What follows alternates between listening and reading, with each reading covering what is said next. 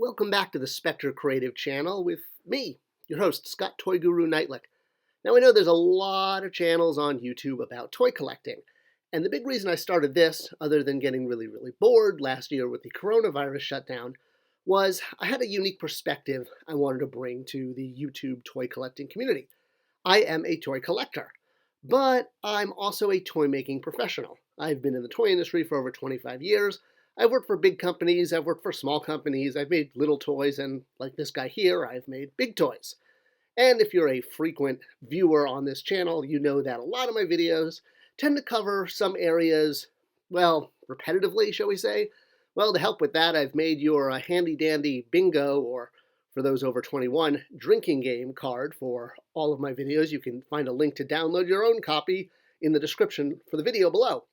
All right, so whether or not you have a bingo drinking card in hand, what I want to talk about today, and this is really about the whole YouTube community. I mean, the whole YouTube toy collecting community, not the entire YouTube community, because that would be way too many videos on sneezing pandas. I think all of the people who make YouTube videos on toys are fantastic. I'm a big fan of all of them. And today I want to address something brought up by Retroblasting that they posted last week, because I want to add some more information. So the video I'm talking about, which you can see in the link here, is a video called The Rise of Evil, Fall of the Toy Industry. So the reason I'm addressing this one specifically is, well, I was asked to on my comment section. Marino specifically said, hey, what do you think of this and the points they bring up? And I said, hey, no problem. I'm happy to offer my my opinion and or facts from my time in the toy industry, and I'm going to offer the truth and nothing but the truth. I'm not here to candy coat things. I'm here to try to add some perspective from my experience. And you know why? The difference is between you and me. I make this look good. Well, despite how good I look in sunglasses, it really is the fact that I've actually done this for 25 years. And because I'm also a collector, I definitely have a unique perspective. And I want to kind of try to bring a reality check, because I hate seeing my fellow collectors kind of get angry over things that are sort of not totally true, I guess, for lack of a better word.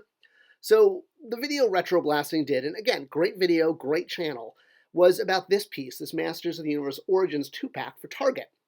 And their big argument was that not enough of them are made, they're too hard to find, and the toy companies are not addressing collectors. And one of the things they threw out is that there's about 100,000 collectors all around the world looking for this set. Wrong! The correct answer is... And that's kind of where to start. See, as toy collectors, we tend to see ourselves as the center of the universe, because we love toys. And this is kind of a fundamental flaw. Now, I know the most important things in life aren't things, but whoever said this, well, probably did not own a Lord of the Rings 6-inch scale Balrog action figure. Okay, we love things. We love all our things. Our things are very important to us. I'm a collector too. But the math isn't exactly, well, it's not that it's not right, but it's kind of over exaggerated. I don't know. Let me see here. So adult collectors, emotional connection. We love our toys, right? We have huge cords of attachment to what we collect. We do it because it gives us a feeling of fulfillment, achievement. But the collector toy industry is not as big as they appear. The internet, especially the internet and YouTube, makes things feel bigger than they really are. We look at the adult collector action figure industry as a major part of the industry, when in fact it's pretty much the opposite. Not an Olympic swimming pool, but more like a puddle. There are many, that's my Dr. Cox impression, categories in the toy industry. And action figures aren't even in like the top 7 or 8. And it's not just that they're not in the top category, they're not the top bestsellers of the year. Action figures in general, I'm talking all action figures, is a relatively smaller. It's about, leading the second half. If you cut the industry in half, outdoor toys and toddler toys and even dolls, those are really the big ones. Action figures is kind of a little below the middle.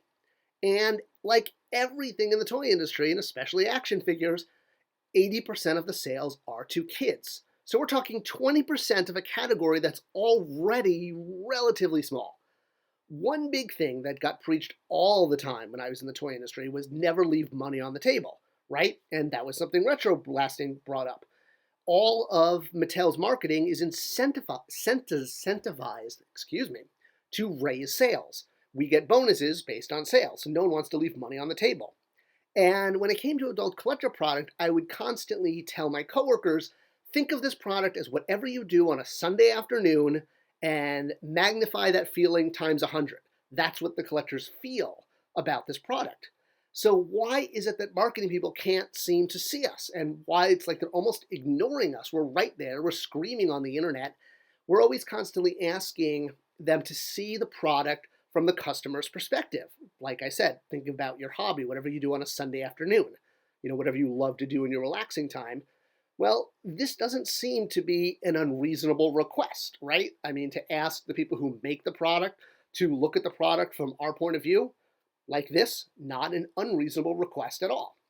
Well, the problem is it has been looked at extensively, and the money is just not there. We are very emotionally attached to this product, like very emotionally attached.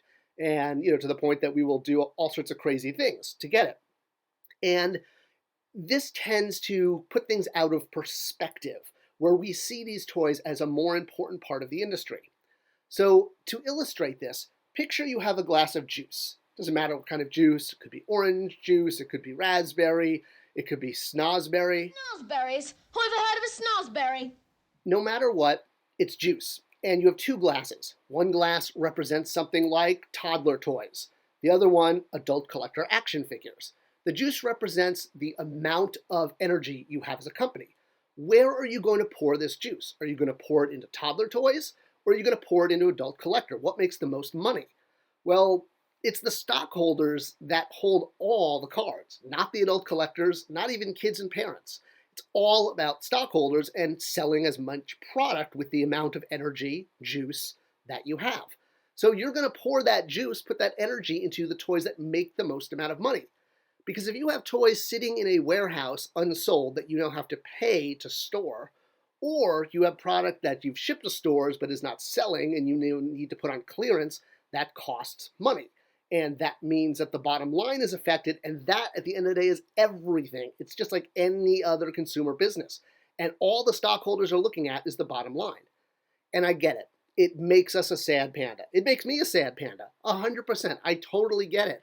But this perspective that we are really, really important to the industry is just, it's kind of a fallacy. It's so important to us that we feel like everyone feels this way about it. So why do companies even bother making adult collector product? Two reasons. One, publicity. It helps promote the line overall and ideally sales to kids and parents. Two, it's done for the licensors. It's because licensors want their product hanging in Target and Walmart. It's almost a requirement of getting a license.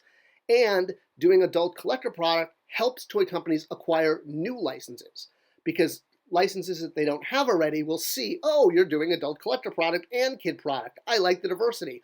I'm going to give you a new license, and now the toy company can make more kid product and a little adult collector product as well. And it's now hanging at retail and becoming a billboard for that brand.